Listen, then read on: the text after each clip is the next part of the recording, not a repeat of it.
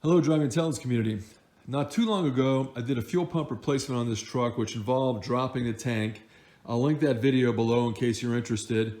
But during the process of inspecting everything around that tank, I found out I had some bad fuel lines, evap lines, but especially concerning were the straps that showed some rust and pitting.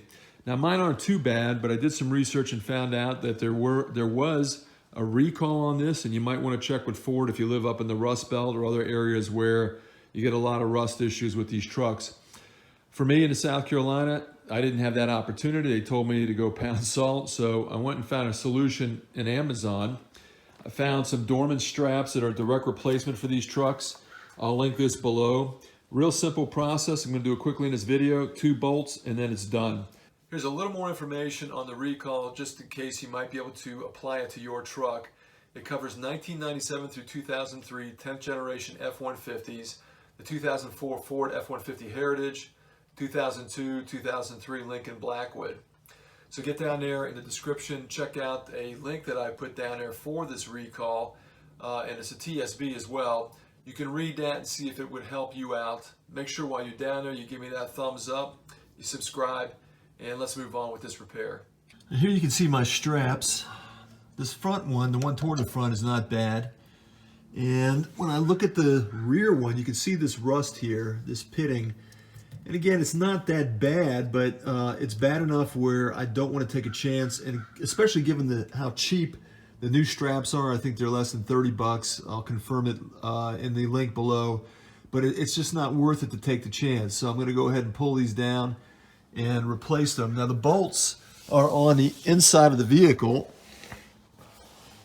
There's one bolt, there's the other, real easy to get to. And once those bolts are removed, you'll drop the strap and then twist it out. It's going to take a 13mm socket with an extension, and depending on how much rust you have on there, you probably have to hit it with some WD-40 or some PB Blast or something like that. First thing I did was support the tank with some wood, and I've got a nice broad base here so I don't put any point loading on the tank. Now I can remove the bolt.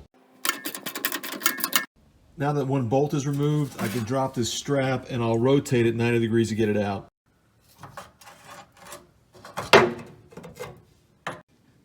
Here's the old strap next to the new one. I'm going to have to remove this softener and just snap it in place on this one.